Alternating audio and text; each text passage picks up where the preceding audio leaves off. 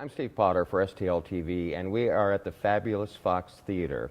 The musical version of the classic story A Christmas Carol is going to be at the Fox February 6th through 9th, and we want to welcome two of the cast members right now. That is Andy Harvey and John McDonnell. Gentlemen, welcome. Thank you. Thank you. And first I want to ask you, have you ever met anyone who has not either seen this story on stage or on screen? Ever? Anyone? I actually have. I was talking to John recently about that. How I've met some people in the past year or so. I explained that I'm playing Scrooge in A Christmas Carol, and they're like, "Oh yeah, I've heard of that." I'm like, "You heard of that?" It's foreign to me. I was raised on A Christmas Carol. I've known it since I was a kid. What about you, John? Yeah, it's kind of the same story. It's amazing. It's such a universal story. I would think, but Yeah, to me, it just ingrained in my memory as a little kid watching that old movie in black and white on TV.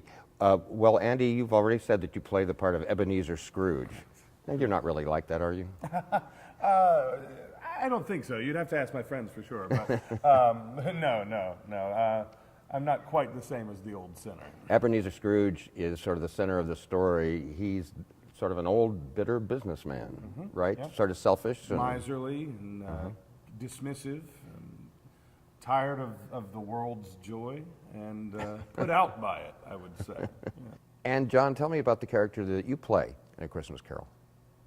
I play Mr. Fezziwig. I am Scrooge's former employer, so my life happens in a past sequence, and obviously, and So you worked for this obnoxious guy. he worked I for worked me. for him when I was. Oh, you're the Yes, one, yeah. you're the business partner that passed away 7 years before that. That would be Marley. I see. Yes. There's something like 25 characters, though, is that right? Yeah. Yeah, maybe even more than that. Yeah. I know that this production is part of a touring company out of Omaha, Nebraska. What can you tell me about that? Nebraska Theater Caravan. It's a wing of the Omaha Community Playhouse, which is the largest community theater in America. Their professional touring wing has had the national tour of A Christmas Carol for 40 years. Wow. This is the 40th anniversary. Right.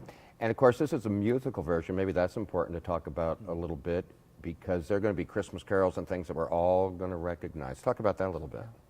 Well, the original story of A Christmas Carol was set in the 1840s.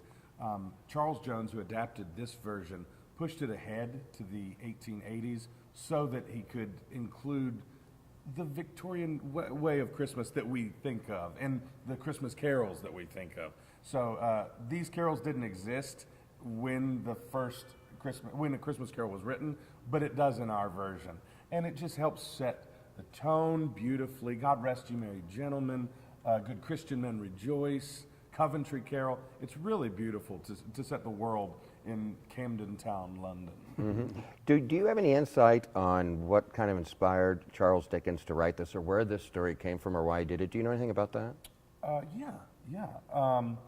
He had toured some workhouses and some poorhouses, and his heart was broken seeing these children starving and working from such a young age. So he started conceptualizing this story. And when he was younger, he was actually in a cemetery. He saw a gravestone that said Ebenezer Lennox Scroggie, and he thought it said a mean man. But what it said was a meal man. He was in cornmeal. And so from that, he started getting into this and conceptualizing what we now know as A Christmas Carol. Well, let's talk a little bit about the storyline. I know that it all takes place, the opening scene is a dark, cold Christmas Eve. Our story starts out in a beautiful tableau in Camden Town, and everything looks like Currier and Ives card in the beginning, and then until we meet old Mr. Scrooge. Yes. Well, what was your relationship like before you died? I mean, you were business partners. Did you get along with this guy? Well, actually, I was his first boss back when he was a young man, so I was more of a mentor to before young Ebenezer. before the world's ills took over, and Scrooge became such a miserly fellow. Fezziwig was kind of like a father figure to him. Was that the last person Scrooge liked? Kind of, yeah. Yeah. I mean, he was engaged to, in our version, engaged to Mr. Fezziwig's daughter, and then money took his heart. Well, and Mr. Scrooge has an employee by the name of Bob Cratchit, and Bob Cratchit and his family figure very prominently in the story. Tiny Tim is Bob Cratchit's son. So expand on that.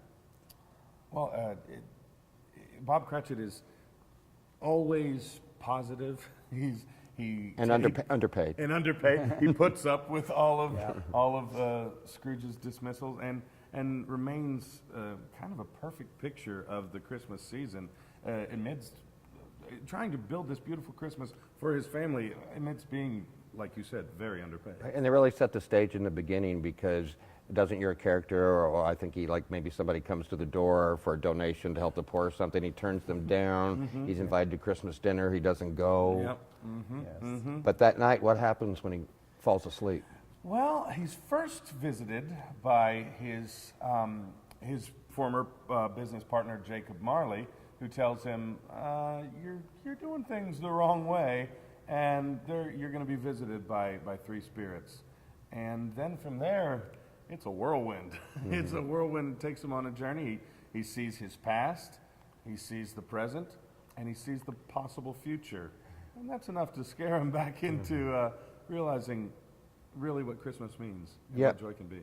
John, talk a little bit about what scenes you're involved with and what your character brings to the story. Well, I'm actually one of those charity men that Scrooge throws out of his establishment. It's actually a really fun scene, I think. I'm also Mr. Fezziwig in the past sequence, and we throw a really beautiful party. It's a wonderful memory for Scrooge. I think it's probably where Scrooge starts to really feel, and he gets to see his former love, Belle, who is my daughter in the show. Right. So through the evening, he's visited by three ghosts. In the past, he sees himself as a very young man, and his sister, who then bore his nephew Fred and died in childbirth. And then he sees his former employer. He sees both his engagement and then broken engagement. And then he gets to see the present, both his nephew's party that he so rudely decided not to go to, and also the Cratchits having a wonderful Christmas. Yeah, and he sees a lot of love at the Cratchits' house, doesn't he? Absolutely. And then he's visited by the ghost of Christmases yet to come. That's sort of when the light bulb goes off in his head. Yeah, things get very, very real very quickly when he's dealing with seeing people rob his deathbed, his curtains, his sheets, everything, and talk about this dead and dying man with joy. Everyone's pretty glad that he doesn't exist anymore, and that's eye-opening. I know in addition to the great Victorian costumes and all the music, there are some special effects too. I know there's that one scene with that spinning bed. Tell me about that. Christmas magic is how we handle that. I need details. I'm sorry, that's the party line we're giving. But it's lovely. We have snow on stage. We have a moving bed. We have a Jacob Marley who comes out of a fireplace amidst fog and smoke. It's really beautiful, the special effects and everything that we do in the show. And what's it like working with the rest of this cast? 25 sounds like a lot. It is, especially when you're touring the country and doing a lot of travel. But this is a lovely cast. And we were just talking about it earlier. Yep. They're really smart, really loving group. Yeah, you know, we're at the fabulous Fox Theater in St. Louis, which is an institution here, and we love. And you guys see a lot of theaters, and I've interviewed a lot of people that have toured through here and played, and they generally often have very fond feelings of this place as a performance space. What does it mean to you as an actor? Well, last year was the first year that I was able to play the Fox, and it was unlike anything I've ever done, unlike any space I've ever been in. An honor is the thing that keeps coming back to my mind, and then coming back this year, I've been looking forward to it our entire tour schedule.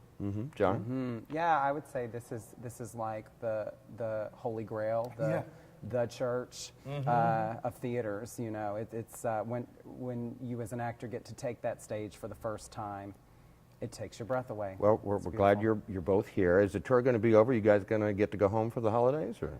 Yes, yes. Our final show is in Melbourne, Florida, That's I right. believe, on December 23rd.